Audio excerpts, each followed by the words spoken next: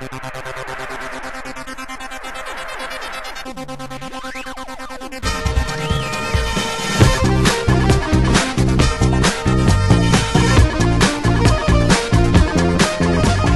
everybody, welcome back. This is Matt Chat number 67, featuring part 2 of my interview with the producer of Fallout, Mr. Timothy Cain. War never changes.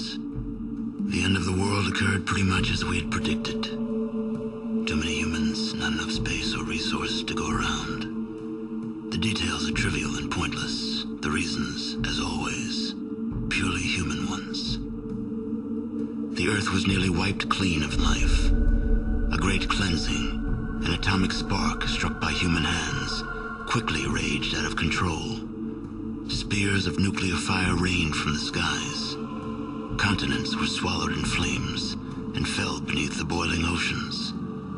Humanity was almost extinguished, their spirits becoming part of the background radiation that blanketed the Earth. I think growing up in the 80s gave me a different perspective on this idea of a nuclear holocaust that the generations before me probably didn't have, and probably after me didn't. By the time I was in school, the teachers would say, if in the event of a nuclear attack, we're just dead. There's no duck and cover, there's no fallout shelter that's going to protect you. You're just going to be dead. The weapons had escalated to that point. But, going back to the 50s, which is where a lot of the inspiration for Tim Cain's Fallout comes from, there was a different idea. There was an idea that a nuclear attack, atomic bombs, whatever, hydrogen bombs, this was something you could easily survive. You could just go into a shelter, stay for a couple weeks, come back out, and restart civilization.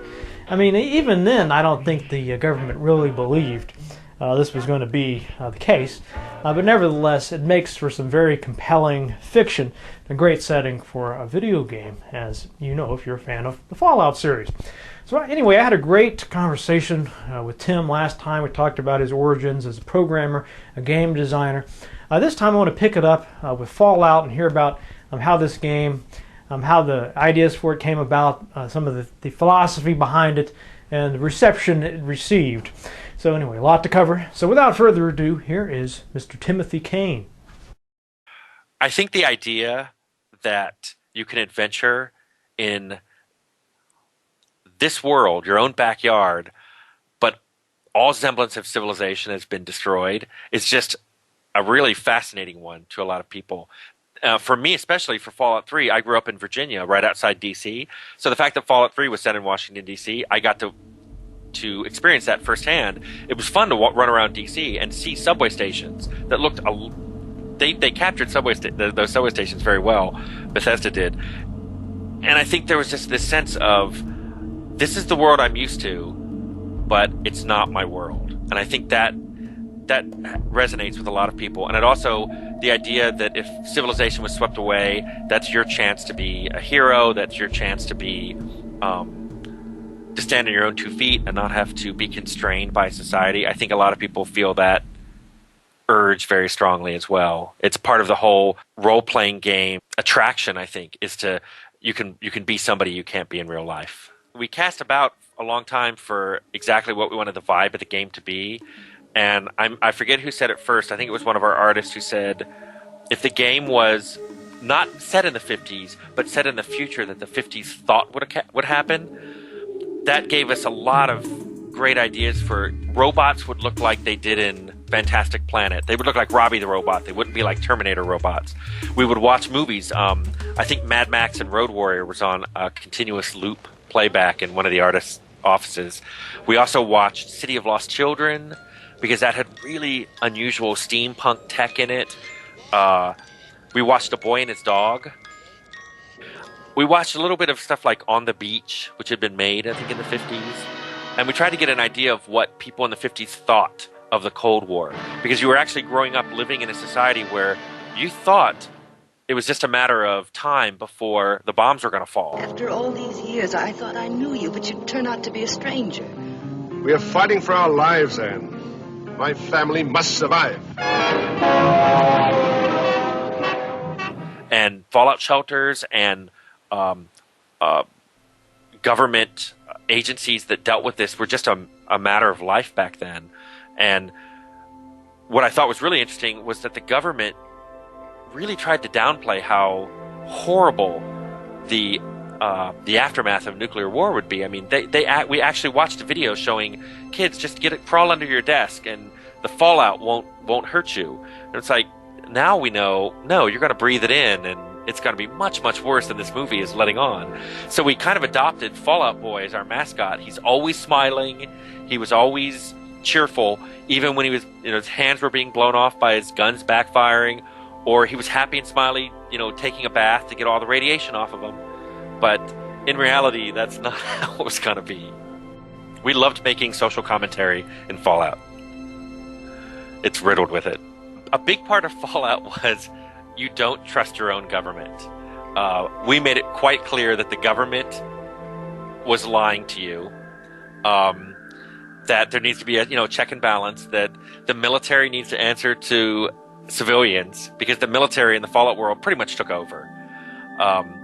Corporations were taking over. I mean, you saw that the vault you were living in was built by Vault-Tec, and all the products in there were built by Vault-Tec, or a subsidiary of Vault-Tec. So your Pip-Boy, your Stealth Boy, everything was related to this one overarching, massively invasive company.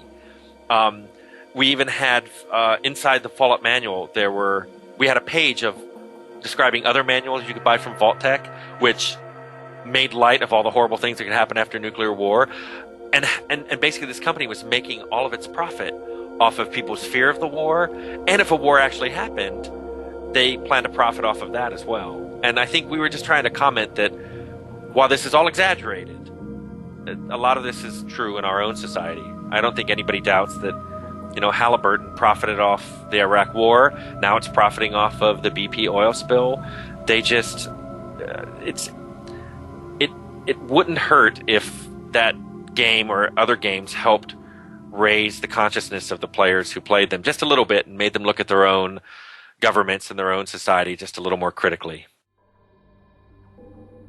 We didn't get a lot of attention leading up to Fallout shipping. There wasn't a big advertising campaign.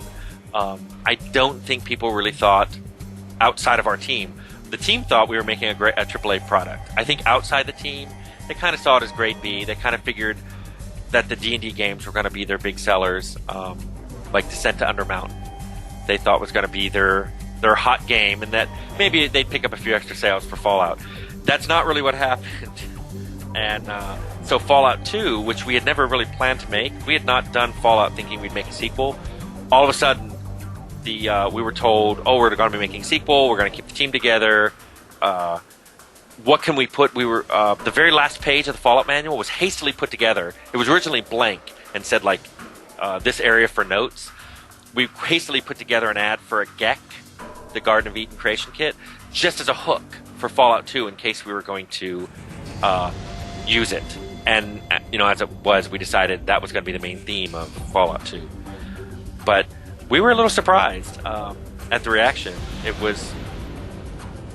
We did ship it with bugs, which we weren't happy with, but it got critical acclaim, and we were all really pleased, and I think everyone was walking around with big smiles on their faces.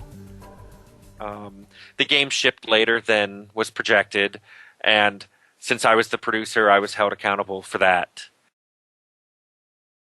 It went from being a small team that nobody paid attention to. I mean, nobody really knew what we were making or paid us any attention for years, which was kind of nice.